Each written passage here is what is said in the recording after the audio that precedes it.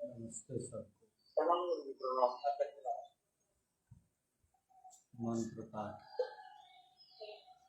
ओम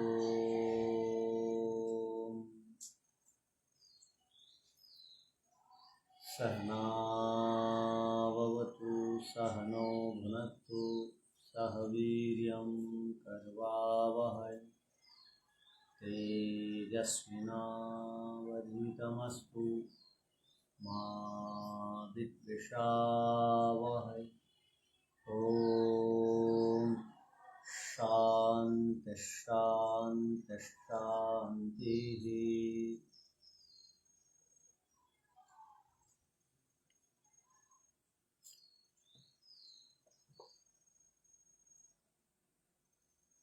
सांख्य दर्शन में पंचम अध्याय का 81वें सूत्र तक हम लोगों ने देखा है। अब आगे 82वां सूत्र से पढ़ेंगे। अब आप में से किसी को कुछ पूछना है पीछे के पाठ में से?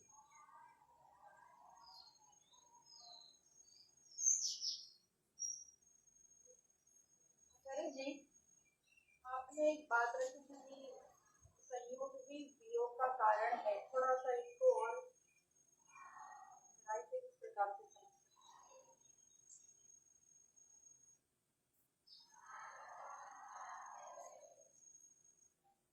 संयोग का अर्थ होता है मिलना, जो पहले नहीं था और वो आया। आप कभी गुरुकुल आए नहीं हैं। जब गुरुकुल आ जाएंगे तो आपका गुरुकुल में संयोग होगा। अभी गुरुकुल में नहीं है आप, किंतु आने के बाद वापस जाना पड़ेगा या नहीं? हर एक व्यक्ति आता है जाने के लिए, इसलिए टिकट बना करके आता है जाना। तो संयोग का अर्थ है पहले वो नहीं था, वो अभी प्राप्त हुआ। वियोग का अर्थ है जो भी प्राप्त होता है वो समाप्त भी होता है, वापस लौटता भी है, जहाँ से आया वहाँ। तो शरीर का संयोग हुआ है आत्मा के साथ, ये वापस भी लौट करके कहाँ से आया? शरीर है, पता नहीं। पंच तत्वों से पंच तत्व में वापस चला जाएगा, यही वियोग है। तो जो नहीं था आता है, जो भी आता है वो छूटता है। तो इससे अविद्या भी माना जा सकता है ना, कि जो मूल कारण है जन्म लेना, आत्मा का शरीर के साथ संयोग होना, वो मूल रूप से तो अविद्या ही है। और जब अविद्या छूट जाएगी और तो वो वियोग, मतलब वो लंबे काल तक मुक्ति तक में रहेगा, तो ये लंबे काल का वियोग हो गया और पुनः संयोग तो होने ही वाला है।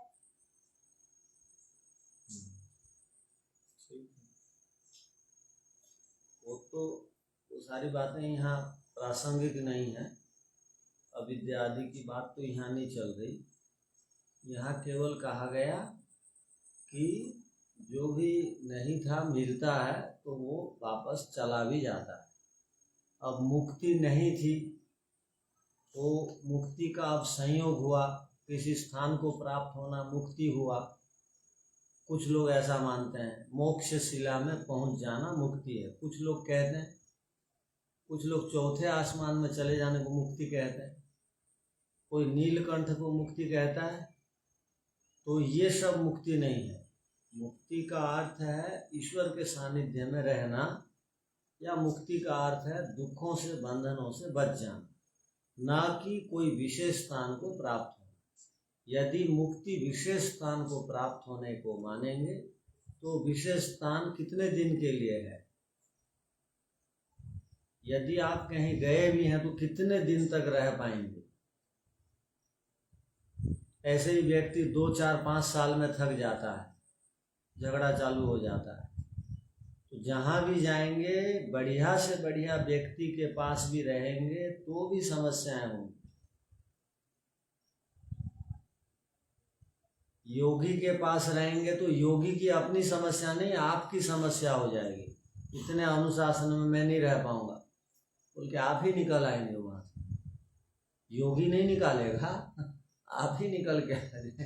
इसलिए गुरुकुल आदि से सब वापस लौट जाते हैं ना। क्यों? घर जैसी स्वतंत्रता नहीं है। और घर में कितने दिन की स्वतंत्रता रहती है?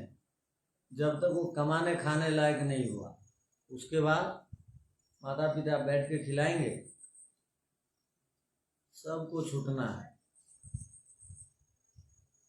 आजकल तो माता पिता को भी बच्चे खाली नहीं बैठाते हैं। पोता पोती को पकड़े रहे बोलते हैं। तो कोई किसी को छोड़ता नहीं है। तो कहने का अभिप्राय कि संयोग का अर्थ जो ऐसा समझ लेगा वो मुक्ति को इतना हल्का में नहीं लेगा। अब संयोग का जो अर्थ समझ लेगा वो छूटने पर, वस्तुओं के छूटने पर दुखी नहीं होगा, नहीं चिल्लाएगा, रोएगा नहीं। क्यों? संयोग है तो वियोग भी होगा, बस वियोग हुआ है तो वियोग भी होगा। हाँ, तो इसलिए कहीं पर भी कुछ होता है तो ये लाइन बोल देना बस।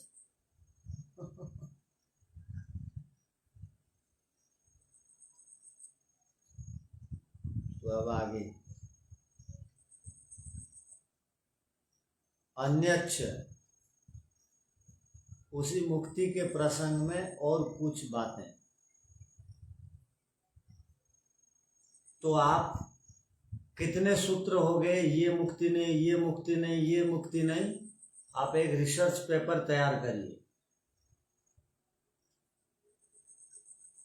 तैयार कर लेंगे अगले हफ्ते तक। आचार्य प्रयास करती हूँ।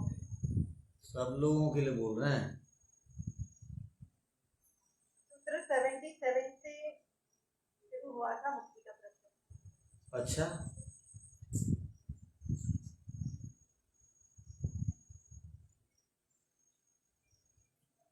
ठीक से देखिए। तो पीछे 75 से है। जिज्ञासु के द्वारा उठाया जाता है कि मुक्ति का आत्मा का कोई एक विशेष गुण का उच्छेद। ठीक है, आपको बता दिए कि ये मुक्ति नहीं है, इसको आप अलग से लिख करके रखिए। ये एक आपको विषय मिल गया।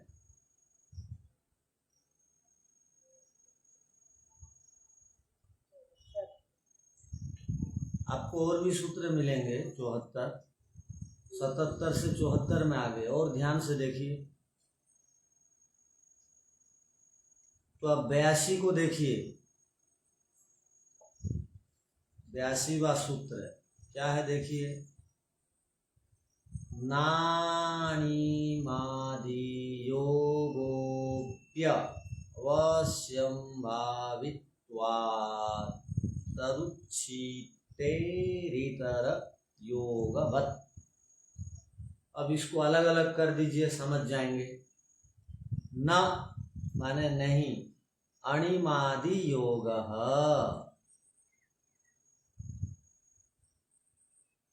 अष्ट सिद्धि नवनिधि के दाता हैं ईश्वर। तो 8 प्रकार की सिद्धियां हैं।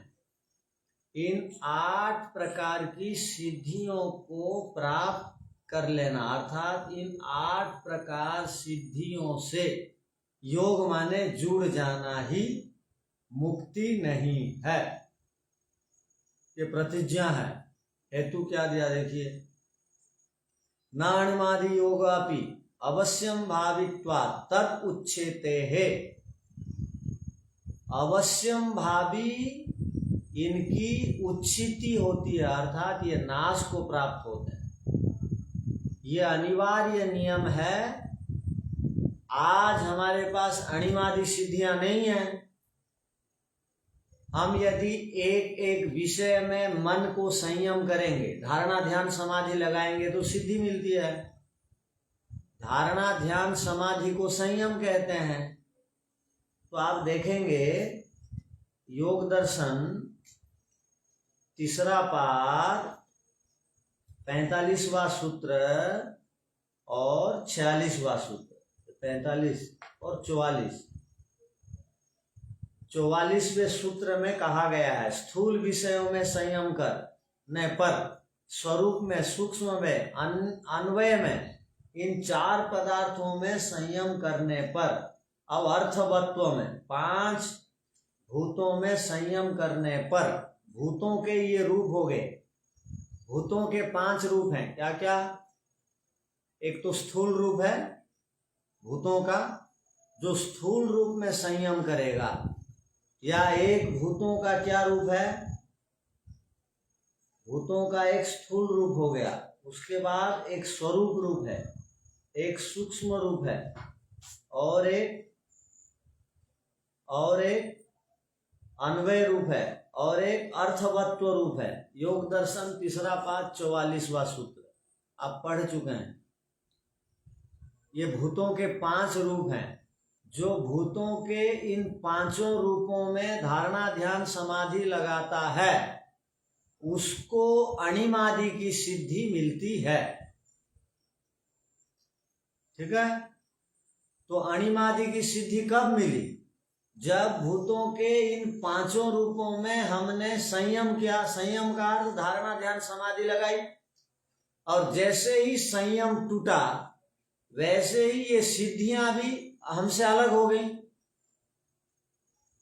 तो जब तक संयम है तब तक सिद्धि है। तो इसका अर्थ हो गया कि निरंतर सदा सदा के लिए कोई भी धारणा ध्यान समाधि इन भूतों के 5 रूपों में नहीं लगा सकता। यदि मुक्ति का अर्थ बोलेंगे कि 8 सिद्धियों को प्राप्त कर लेना ही मुक्ति है, यदि ऐसा स्वीकार करेंगे तो क्या समस्या होगी? संयम टूटते ही मुक्ति टूट जाएगी, फिर संयम लगाते ही मुक्ति मिलेगी। ये टूटने वाली और मिलने वाली मुक्ति किसी को पसंद है? और जिसका भी योग से उपलब्धि होती है उसका वियोग भी हो जाता है, उसकी समाप्ति भी हो जाती है। इसलिए यहां पर कहा अवश्य इनकी समाप्ति सुनिश्चित होने से तरह योगवत, जैसे दूसरे पदार्थों से मिलते हैं और हटते हैं, संयोग वियोग होते रहता है, वैसे ही अणिमादि के साथ भी संयोग का अर्थ है, उससे वियोग भी होगा। किंतु मुक्ति का अर्थ क्या है? तद अत्यंत विमोक्ष, सदा सदा के लिए दुख से छूट जाने का नाम, अर्थात वापस दुख प्राप्त करने का नाम मुक्ति नहीं है। सदा सदा के लिए दुख से छूट जाने का नाम मुक्ति है, अपवर्ग है। और यहाँ तो संयम लगाओ पाओ, संयम छूटा वापस वैसी स्थिति, इसको मुक्ति कहना ठीक है क्या? नहीं। आपको अणिमादि 8 सिद्धियों का नाम पता है? नहीं। अनिमा, गरिमा, महिमा और ऐसे करके तो हम लोग लघिमा तो अणिमा, लघिमा, महिमा, उसके बाद प्राप्ति, उसके बाद प्राकाम्य, उसके बाद वशित्व, उसके बाद ईशित्रित्व। अब अष्टम क्या है? यत्र कामा वशायित्व। ये 8 सिद्धियों का नाम। योग दर्शन तीसरा पाद 45वां सूत्र। हाँ, प्राकाम्य नहीं है, यत्र कामा वशायित्व है। तो अभी आप ध्यान में दीजिए, अणिमा, लघिमा, महिमा, प्राप्ति, प्राकाम्य, वशित्व, ईशित्रित्व और यत्र कामा वश।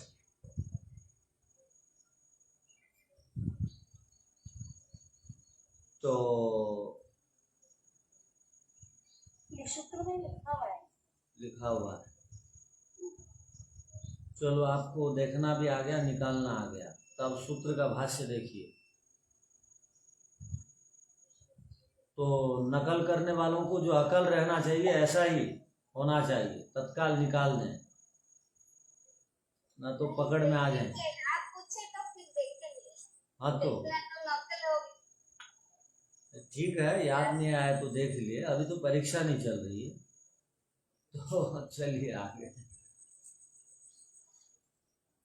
आप पढ़ रहे थे, इसमें लिखा है तो तुमने अणिमादि योगः अपि न, भाष्य देखिए, अणिमादि प्राप्तिरपि न मुक्ति ही, अणिमादि सिद्धियों की प्राप्ति को भी मुक्ति नहीं कहते। अणिमा भवति अणु, अणिमा से क्या हो जाते हैं हम? अणिमा का अर्थ क्या है? अणिमा का अर्थ क्या है? शरीर को अणु बना देना। किंतु पतले शरीर को अणु है बोलते हैं।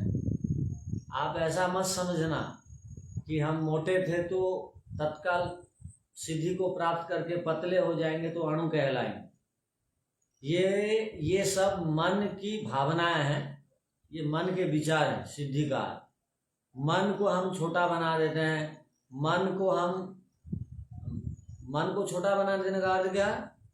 मन को जो हम सोच रहे हैं कि मन बहुत पहलवान है, मन हमको इधर उधर ले जाता है, ऐसी बात नहीं। हमारे आगे मन कुछ भी नहीं है, महत्व का नहीं। हम मन को उठा के पटक के कहीं से कहीं ले सकते हैं, डाल सकते हैं। तो सिद्धि का अर्थ ये है। तो आप शरीर को छोटा कर देंगे और हल्का रुई के समान कर देंगे, कोई फूंक मारेगा तो उड़ जाएंगे, लघिमा का अर्थ ऐसा नहीं है। तो भवति अणु, लघिमा लघुर्भवति, महिमा महान भवति, बड़ा हो जाता है। प्राप्ति प्राकाम्य इच्छा अनभिघातः, जिनकी जो इच्छा है वो टूटती नहीं है, अर्थात ये स्थिति हम प्राप्त कर लेते हैं विभूतियों के द्वारा। अर्थात अनभिघातः माने हमने यदि अब समाधि की इच्छा की तो हमारी समाधि लग जाएगी सिद्धि मिलने के बाद। जब जो चाहेंगे वो प्राप्ति होगी। विभूति का अर्थ ही यही होता है। और ये कब संभव होता है? जब पहले आप समाधिपाद के नियमों को मानते हैं और साधनों को व्यवहार में उतारते हैं, तब विभूतियां उतरती हैं, तब आप आगे चल करके केवल्य स्थिति को प्राप्त करते हैं क्रमशः। विभूति नहीं है तो केवल्य मोक्ष नहीं। विभूति का अर्थ क्या हो गया? संयम। संयम का अर्थ क्या हो गया? हाँ, तीनों एक साथ आप कर पा रहे हैं क्या? तो वशित्वम भूत भौतिकेषु वशी भवति, भूत और भौतिक को वश में कर लेना, ये वशी है। वश में कर लेना का अर्थ क्या है? उनके वश में और कभी नहीं आना।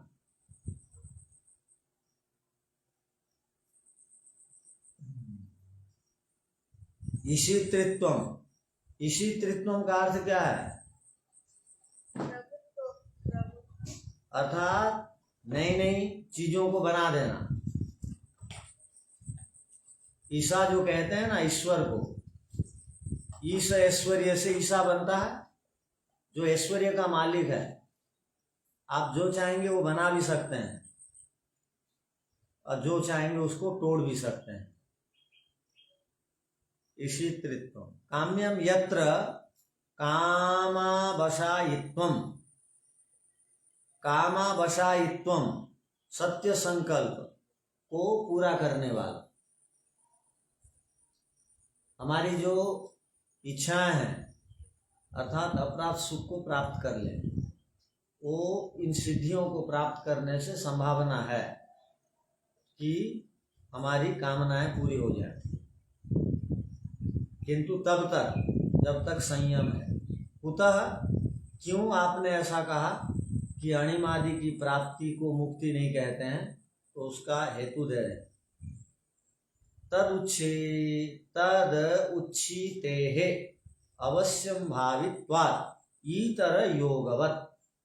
तत् क्षयस्य, उच्छिति माने उसका क्षय, अवश्यम भावित्वात्, अवश्यम भावी होने से, जरूर उसका क्षय हो जाने से, अन्य योग से यथा वियोग, जैसे अन्य पदार्थों के साथ जुड़ने से उससे हटना भी होता है, क्षयो भवति, तथैव अणिमादि योगस्यापि वियोगेन क्षयेण भाव्यम एव। उसी प्रकार अणिमादि का भी योग होगा। योग का माने, योग का अर्थ प्राप्ति होगी, जुड़ना होगा, किंतु जहां भी आप जुड़ते हैं वहां से आपको हटना भी पड़ेगा, अर्थात समाप्त होना भी पड़ेगा। किंतु मुक्ति जो है वो अक्षय कल्प है, वो कभी समाप्त नहीं होता, कभी समाप्त नहीं होता। तो कुछ वास्तविक कथन जिसका नहीं है तथापि कथन कर दिया जाता है। गौण कथन को भी समझाने के लिए मुख्य मान लिया जाता है। इस दृष्टि से ठीक है कि 31 नील 10 खरब 40 अरब वर्ष तक मुक्ति में रहते हैं, उसके बाद वापस आते हैं, किंतु एक दो सृष्टि की बात नहीं है। अनंत सृष्टि प्रलय होगी, उत्पन्न होगी, तब तक वो स्थिति बनी रहती है, इसलिए इसको कह दिया गया अक्षय के समान। चलिए लिखिए सूत्रार्थ।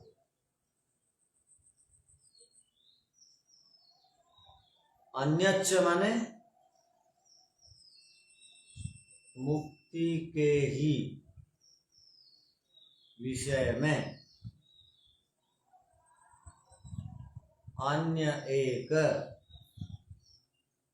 बात बताई जाती है।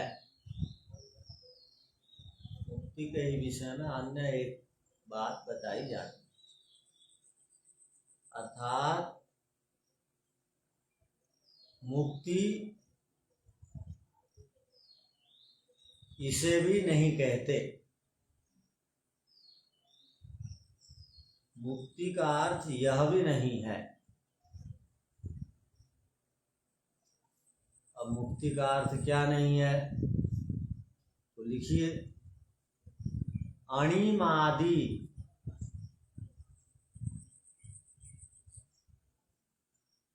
अणिमा आदि, अर्थात अणिमा, लघिमा, महिमा आदि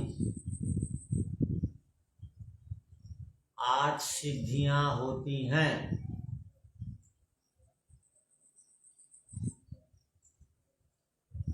इन सिद्धियों के साथ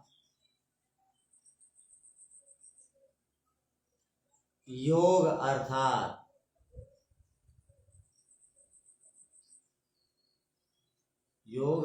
जुड़ना, प्राप्त होना,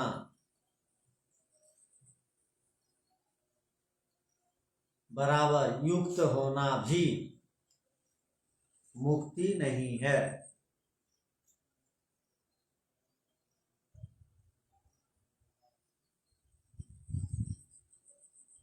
अर्थात इन सिद्धियों को प्राप्त करके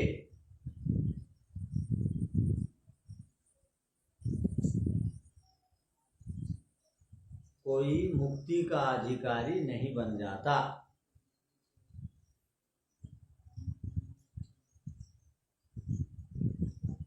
कोष्टक में लिख दीजिए, हाँ ये मुक्ति में ये सिद्धियां सहायक हैं।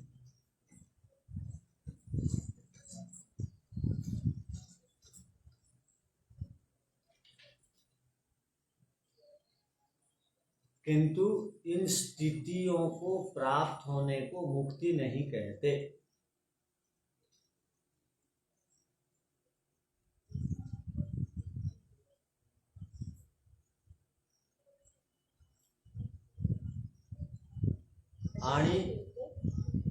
मुक्ति नहीं कहते।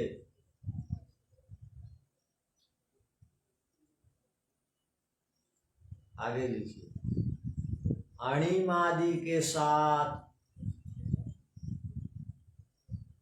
युक्त हो जाने को मुक्ति क्यों नहीं कहा जाता है?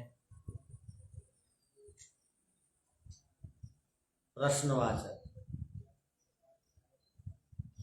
क्यों नहीं कहा जाता है? अब उत्तर, यदि अणिमादि सिद्धियों को मुक्ति मानेंगे तो अणिमादि सिद्धियां तो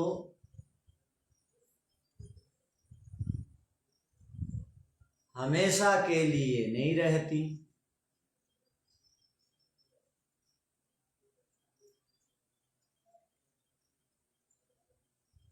समाप्त भी हो जाती हैं।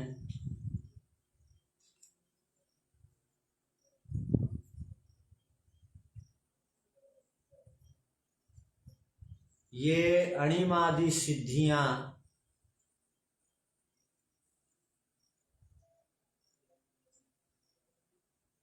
पंच महाभूतों के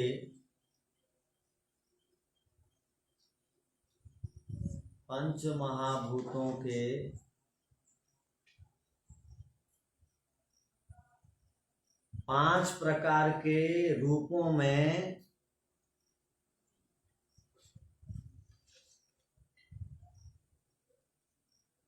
संयम करने के उपरांत मिलती हैं।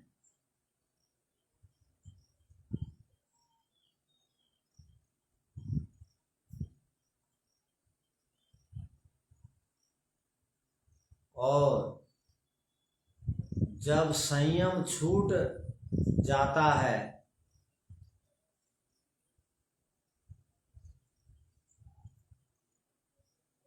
तब सिद्धियां भी समाप्त हो जाती हैं।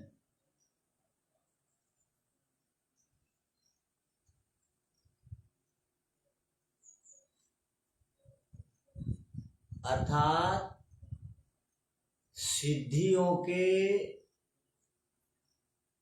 योग होने से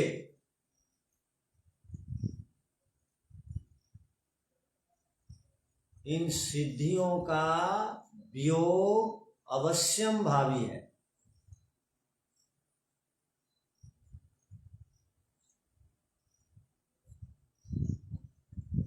इसलिए का वियोग होना अवश्यम भावी है।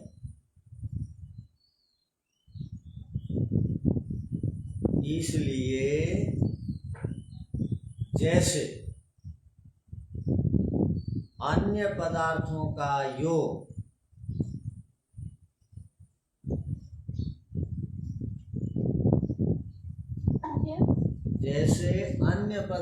का योग वियोग का कारण होता है,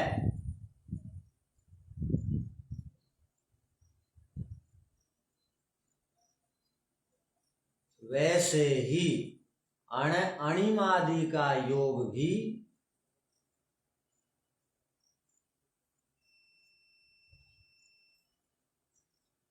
वियोग का कारण होगा।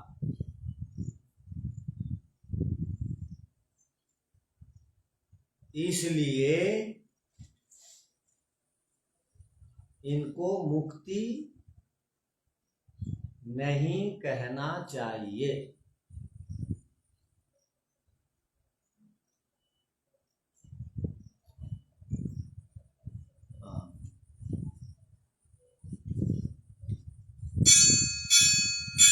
अब इससे संबंधित, ये भी मुक्ति नहीं है, इससे संबंधित एक अंतिम सूत्र है, उसके बाद अन्य प्रसंग प्रारंभ होगा।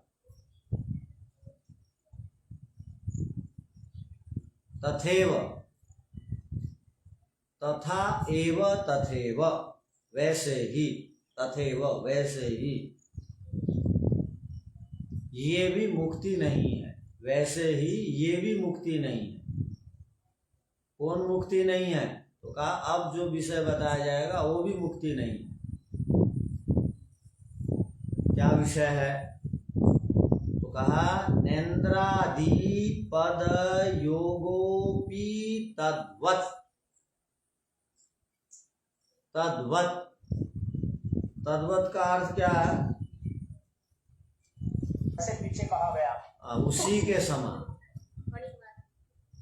उसी के समान। अणिमा आदि का योग जैसे विनाश का कारण है, वैसे इंद्रादि पद को प्राप्त कर लेना भी मुक्ति नहीं है। एक होता है इंद्र, जीवात्मा को कहते हैं, क्योंकि इंद्रियों को देख करके इंद्र को पहचाना जाता है, और इंद्र के कारण इंद्रियां हैं, न तो इंद्रियां काम नहीं करती। तो इंद्र और इंद्रिय का संबंध है। तो जब और इंद्र की बात आएगी, इंद्रिय और इंद्र की बात आएगी, तो वहां पर इंद्र का अर्थ आप लेंगे जीवात्मा, और जब इंद्र केवल बात आएगी, वहां इंद्रियों की चर्चा ही नहीं है, तो उस इंद्र से ईश्वर लेंगे।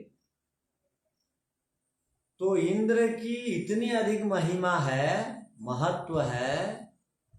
जो भी स्वर्ग का राजा होता था, सिंहासन में बैठता था, उसको कहा जाता था कि ये इंद्र हो गया।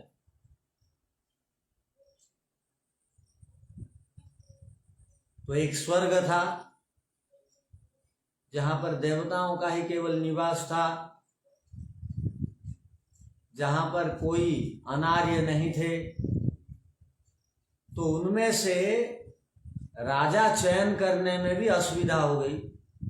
सब तो एक से एक बढ़ करके गुण कर्म स्वभाव वाले, तथापि उनमें से एक को बैठाया गया राज सिंहासन। देवताओं के बीच एक राजा बनना। इंद्र और बृहस्पति के विषय में हम लोग सुनते हैं, इंद्र जैसा विद्यार्थी और बृहस्पति जैसा गुरुजी, जिसको मिल जाएंगे तो कहना ही क्या। तो इंद्र तो राज सिंहासन, स्वर्ग का राज सिंहासन का नाम है इंद्र। जो उस आसन पर बैठता है, सुशोभित होता है, उसको बोलते हैं। जैसे राष्ट्रपति भवन में जो बैठ जाता है उसको राष्ट्रपति बोलते हैं। प्रधानमंत्री भवन में जो विधिवत जाएगा चुन करके, उसको प्रधानमंत्री बोले।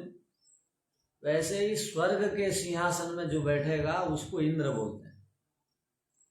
तो इंद्र एक पदेन शब्द है, वो योग्यता के अनुसार वो मिलता है, और समय होने पर वहां से वापस लौटना भी पड़ता है। साधारण मनुष्य बनना पड़ता है उसको, साधारण नागरिक। अगर चुनाव हार गया तो साधारण नागरिक, न तो वो पद से युक्त। तो यहाँ क्या कहना चाह रहे हैं? कुछ लोगों का कहना है, कुछ मत संप्रदाय के लोग हैं, वो उनका कहना है कि हमारे गुरुजी इंद्र आसन पर बैठ गए, अर्थात मुक्ति मिल गई। तो यहाँ निषेध कर दिया गया उस बात को। अब हम बात बात में बोलते हैं, धनी लोग या विद्वानों में से कोई अगर चला गया, या धनियों में से कोई अगर चला गया, तो हम बोल देते हैं वो मुक्ति के अधिकारी हो गए। किंतु धनी और विद्वान इंद्र जैसे सिंहासन को प्राप्त नहीं किए, तथापि मुक्ति को प्राप्त हो गए बोलते हैं। यहाँ निषेध कर दिया गया।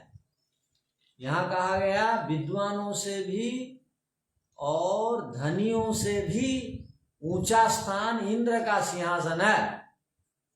उस इंद्र का सिंहासन को प्राप्त कर लेने के बाद भी कोई मुक्ति को नहीं चला जाता। तो जो इंद्र का सिंहासन है वो क्षय को प्राप्त होने वाला सिंहासन है। क्यों? वो पहले नहीं था, अब योग्यता बनी तो आया, और जब योग्यता घट गई या आयु समाप्त हो गई तो वो अपने आप चला भी गया।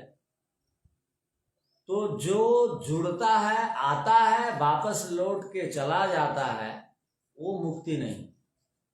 तो इंद्र आदि विशिष्ट पद पदवियों को प्राप्त कर लेने को भी मुक्ति नहीं कहते। ये सूत्र का अर्थ है। ठीक है आचार्य जी।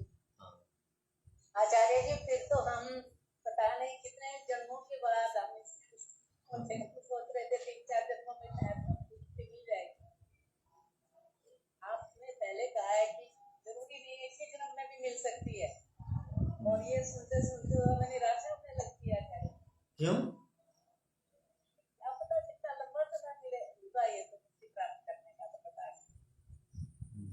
अब कल वो बात जो आप सुने थे उसको क्यों भूल जाती हैं कि इस जन्म के अखंड पुरुषार्थ से मैं पहले महर्षि ब्रह्मा बन चुका हूं।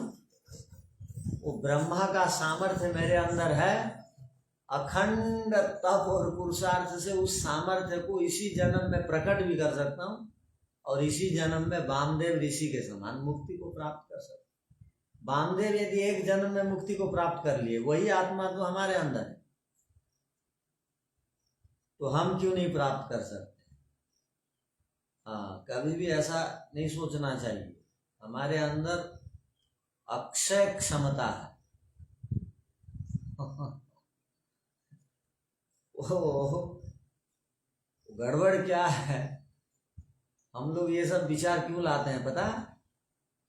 कि हम लोग अच्छे लोगों के पास, योगियों के पास दिन भर तो बैठते नहीं है, तो वो उनकी बात सुन करके, वो देखा देखी करके हम भी सोच लेते हैं हम भी उन जैसा हैं क्या, ऊपर नहीं चढ़ सकते हैं क्या। किंतु शास्त्रों को और ईश्वर को सदा जो अपने पास रखता है वो कभी भी अपने आप को हल्का नहीं समझता है, छोटा नहीं समझता है। वो बिल्कुल जीवन मुक्त जैसा समझता है अपने आप को, और वैसे विचार को लाने वाला ही तो प्राप्त होगा। तो देखिए भाष्य देख लीजिए। इंद्रादि पद योग अपि न तद्वत् इंद्र बृहस्पत्यादि पद प्राप्तिरपि। इंद्र बृहस्पति आदि पद को प्राप्त कर लेना भी मुक्तिर्न, मुक्ति नहीं है। न युक्ता, मुक्ति नहीं कह सकते, वो युक्त नहीं है कथन मुक्ति के प्रसंग। योगस्य वियोग धर्मत्वात्, क्योंकि इंद्र पद योग हुआ अर्थात प्राप्त हुआ। योग मान वो पहले नहीं था, अब प्राप्त हुआ, और जो भी प्राप्त होता है संयोग का अर्थ है वियोग होगा। वियोग धर्मत्वात् प्राप्ते क्षय धर्मत्वात्, उसकी प्राप्ति हुई है तो उसका क्षय माने विनाश भी होगा। तो विनाश को प्राप्त होना अर्थात पद पदवियों को प्राप्त होने का अर्थ है वो हम वहां से हटेंगे। हटने के लिए अगर बैठ रहे हैं तो ठीक है, किंतु ये तो कुशलता और चतुरता नहीं है, कहीं पर जाएं और वापस लौट के आना पड़े। तो कुशलता और चतुरता क्या है कि जहां जाने से वापस लौट के आना नहीं पड़ता, वहां जाएं। मुक्ति में जाने से वापस लौट के आना भी नहीं पड़ता है, और बाकी सब जगह में जाएंगे तो लौट के आना पड़ेगा। लिख लीजिए।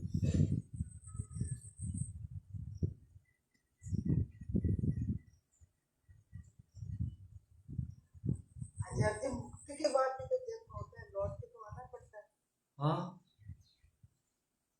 आपने देखा है आना पड़ता है बोल कर। आप लोग शास्त्रों में ये पढ़ते हैं आप लोग से? हाँ, हम लोग तो पढ़ते हैं ना पुनरावर्तते, वापस आना नहीं पड़ता है।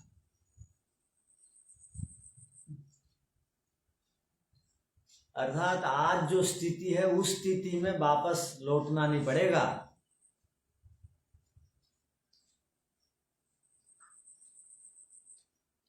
तो आपको कहा जाएगा आप 50 साल सुखी रहना चाहती हैं या 5 दिन के लिए सुखी रहना चाहती हैं, किसको चुनेंगे आप? 50 साल को।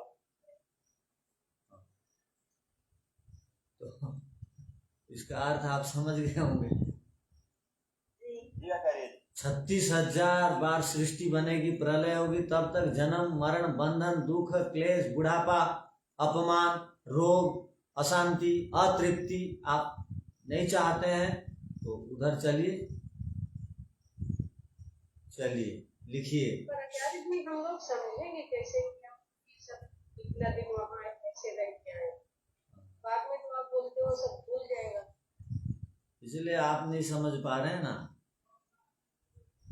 कि आप अधिक देर मुक्ति चर्चा में नहीं रहती हैं, अधिक देर सांसारिक चर्चा में रहती हैं।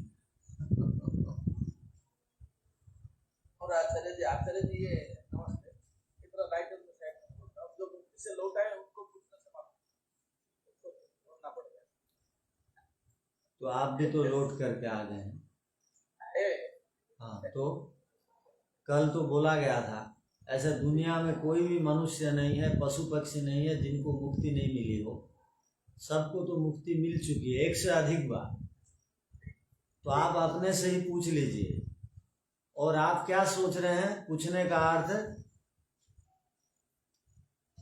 हम लोग पूछने का अर्थ क्या सोच रहे हैं? जो स्थूल पदार्थ दिखाई देते हैं मनुष्य लोग, उनसे पूछेंगे। आप अपने आत्मा से और आत्मा को ईश्वर से जुड़ करके एकांत में बैठ करके पूछिए, ईश्वर ही समाधान कर देंगे कितने बार तुमको मुक्ति मिल चुकी है, वो ही बता देंगे। वो हमारे मित्र हैं, बाकी सब स्वार्थ के नाते हैं। निस्वार्थ मित्र एक है ईश्वर, इंद्र से युज्य सखा। चलिए लिखिए। एक प्रश्न यहाँ समाप्त होगा लिखने के बाद। यह भी मुक्ति नहीं है।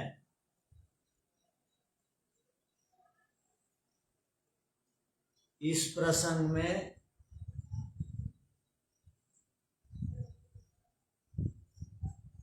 एक दूसरी बात बताई जाती है।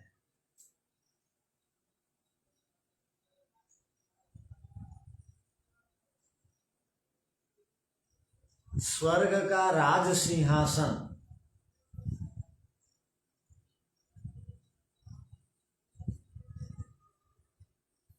स्वर्ग का राज सिंहासन को प्राप्त करने वाला को इंद्र कहा जाता है।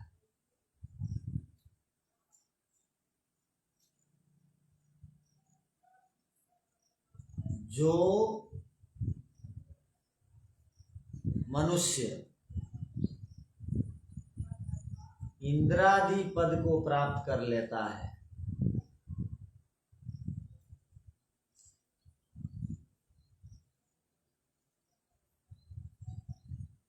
तो भी उसने मुक्ति को प्राप्त नहीं किया है, समझना चाहिए।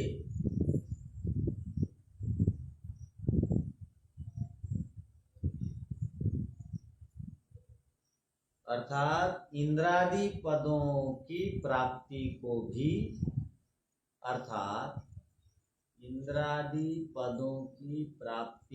भी, मुक्ति नहीं कहते।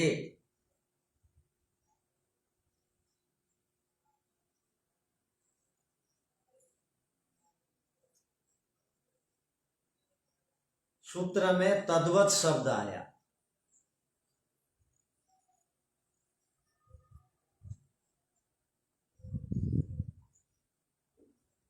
तद्वत का अर्थ है उसी के समान।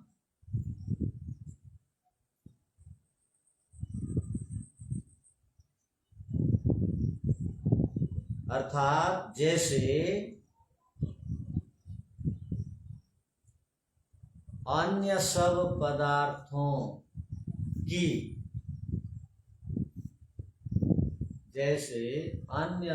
पदार्थों की प्राप्ति बराबर संयोग,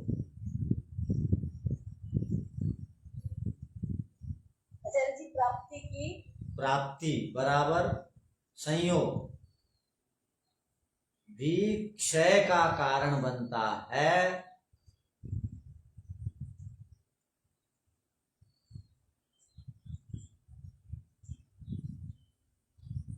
वैसे ही इंद्र पद भी हमेशा के लिए नहीं होता है।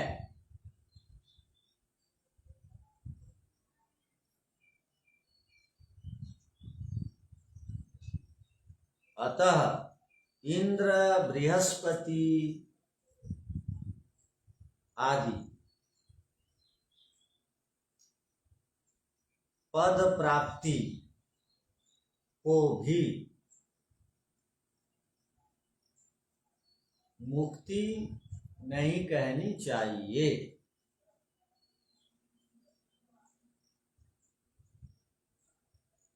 क्योंकि योग जिसका भी होता है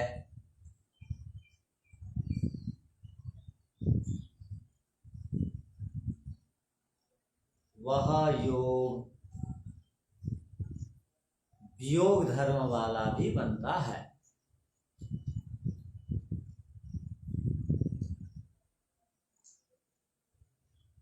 अतः इंद्रादि पद को प्राप्त करना भी मुक्ति नहीं।